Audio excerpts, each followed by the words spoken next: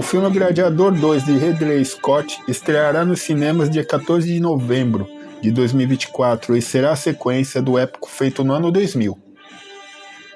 Segundo rumores, promete ser superior ao feito há 24 anos atrás e aproveita esse gancho para mostrar quem e o que eram os gladiadores, tão famosos do período romano original, as suas origens e perfil histórico. As sangrentas lutas nas arenas para a massa desocupada de Roma era de interesse dos imperadores, tanto para acalmar o descontentamento como para ganhar popularidade entre a massa. Mas não só em Roma, em toda a cidade de médio e grande porte do Império, dispunham ao menos de uma arena de madeira. E o auge dessa prática foi no período imperial, se bem que suas origens são muito mais antigas. Hoje podemos achar uma grande violência e ignorância, uma época atrasada, dois homens se estripando e combatendo com armas para uma plateia. Mas não nos esqueçamos que hoje, em pleno século XXI, muita gente vibra com homens se socando até a inconsciência, em meio ao sangue, em um evento de MMA. A violência como divertimento ainda está muito presente em nosso íntimo, como há 2000 anos atrás. Origens. Acredita-se que os primeiros combates eram de caráter privado entre dois escravos para honrar o nobre que acabara de falecer. Seria um tipo de sacrifício em honra a ele, e este costume foi herdado dos antigos etruscos, predecessores dos romanos, no domínio da região norte da Itália.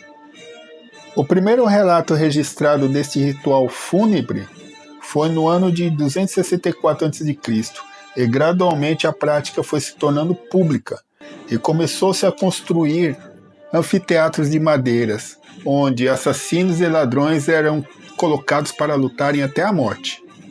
A prática foi se popularizando e escolas gladiatórias foram surgindo, e a palavra gladiador vem do gládio, espada típica usada pelo exército romano. A profissionalização.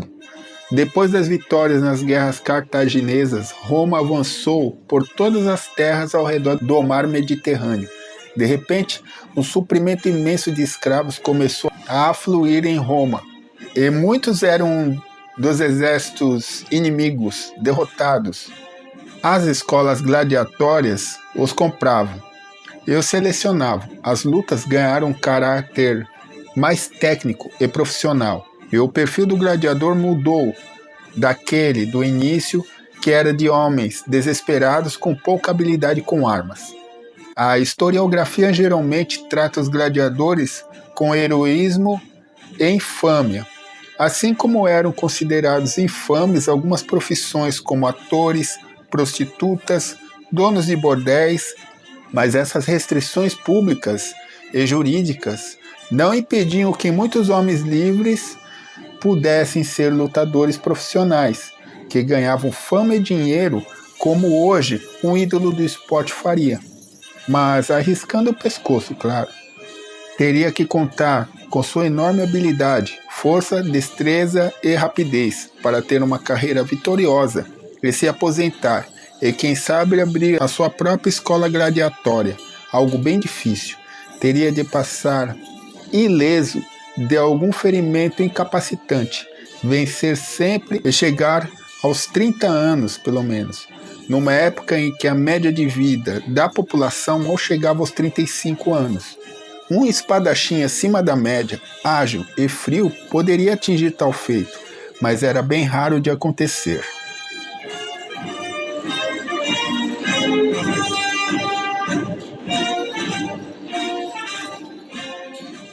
Tipos de lutadores. Os gladiadores tinham diversas origens e nacionalidades.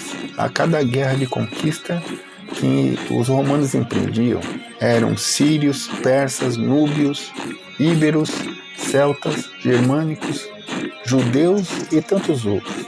Com o passar do tempo, se deixou essas distinções raciais de lado e se aproximou mais no tipo de armas que usavam.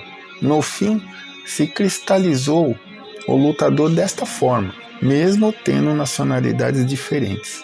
Havia o tipo Trácio, usava um pequeno escudo e uma espada curva chamada sica, e na cabeça um elmo emplumado. O Secutor tinha grandes escudos e elmos que lhes cobriam todo o rosto, menos os olhos. O Retiário não utilizava proteção corporal.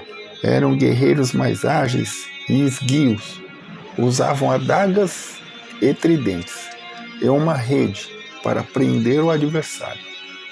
Havia o tipo que usava longas lanças e eram inspiradas nos guerreiros gregos e se defendiam com um pequeno escudo circular.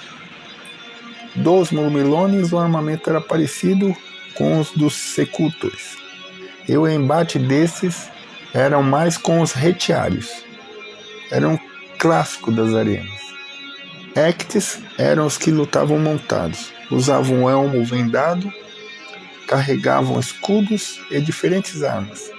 Atuavam em grupo como se fossem uma cavalaria, que guerreavam nas arenas.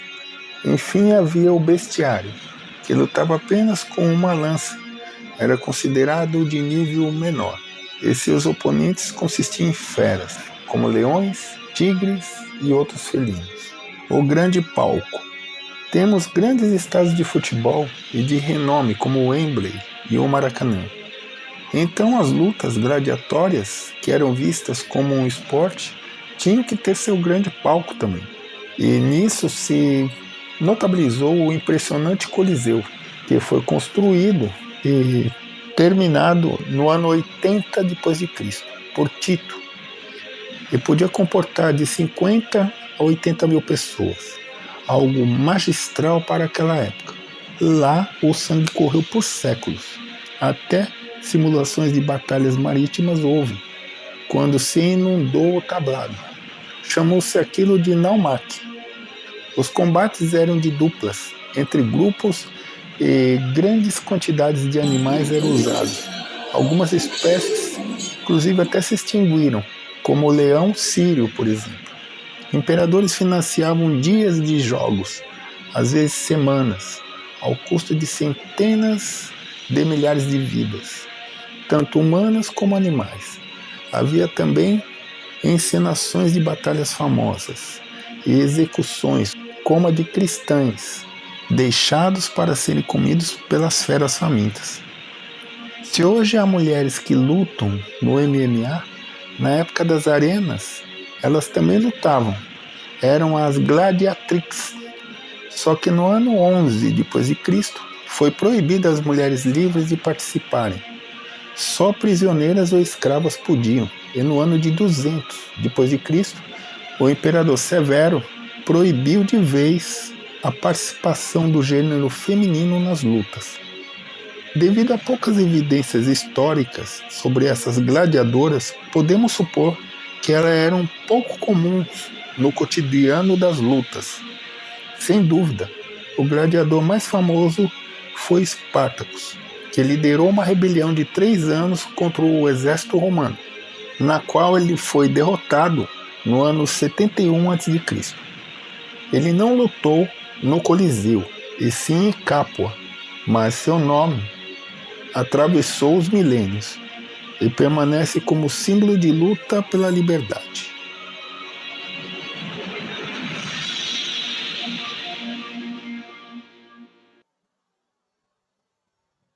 O filme do ano 2000, O que está errado? Inconsistências e anacronismos em filmes de época são comuns. No filme do ano 2000, estrelado por Russell Crowe e ganhador do Oscar de melhor filme daquele ano, esse padrão é visível. A título de curiosidade, vou citar alguns erros, apenas detalhes históricos que não tiram o valor da trama como um todo. O polegar. O gesto do imperador Cômodos no Coliseu, de polegar para cima, para se poupar a vida do gladiador, perdedor, ou polegar para baixo, para não poupá-lo, não tem evidência histórica. E é comum em filmes que retratam o período imperial romano. Pai e filho. De fato, o imperador Marco Aurélio e Cômodos eram pai e filho. No entanto, o pai não foi assassinado pelo filho, como se descreve na trama. Marco Aurélio morreu de causas naturais. aliás, algo bem raro entre os imperadores romanos. E Cômodos foi assassinado anos depois por um escravo. Falso glamour. No filme, nota-se um certo status de popstar ao gladiador, mas na realidade era uma classe desprezada. Eram vistos como inferiores e que só estavam lá para matar ou morrer, como entretenimento ao público. A batalha. O filme começa com a grandiosa cena de batalha numa floresta contra hordas bárbaras, com balistas e catapultas mostradas, que dificilmente seriam usadas em uma floresta úmida. Era mais comum em cercos ao se sitiar uma cidade, por exemplo. República. No filme retrata-se o desejo do imperador Marco Aurélio em restaurar a República, mas nada de mais falso, pois os imperadores nem pensavam em voltar ao passado republicano. Foi uma liberdade artística adotada pelo diretor do filme para evocar, quem sabe aí, ideais democráticos do século XXI, portanto um anacronismo e dos bons. O fim das lutas. A última luta em Roma foi registrada no ano de 404 d.C. O fim dos jogos gladiatórios tem várias explicações. O avanço do cristianismo na população, esses que condenavam as lutas veementemente, o medo das autoridades enfraquecidas com a decadência do império em ter muitos homens armados e passíveis de se rebelarem, o fantasma de Espartacus, que era ainda muito presente. Outro fator foi o empobrecimento da cidade, e os jogos antes bancados por ricos e pelos imperadores careciam desse aporte financeiro. Uma ou outra cidade ainda manteve algumas lutas, mas com o tempo a prática foi desaparecendo nos confins do império. E em Roma, o grandioso Coliseu foi abandonado para virar moradia. Para os cristãos, era um símbolo de morte e perversidade contra tantos mártires que perderam lá suas vidas. Os tempos áureos passaram, e na Idade Média o velho Coliseu serviu de base material para moradias simples, e suas ruínas, mesmo sendo ruínas, ainda erguiam-se na cidade eterna imponentes, atestando uma época de homens destemidos, denominados gladiadores, e que por século fizeram correr o sangue nas areias de seu tablado, para deleite do público sedento de violência e morte.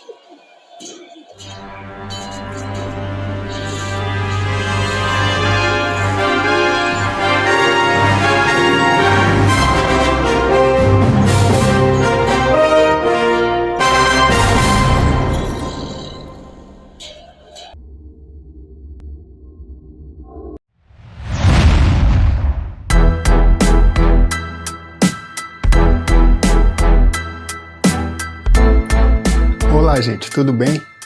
Então, Espartacus com certeza foi o maior gladiador de todos os tempos.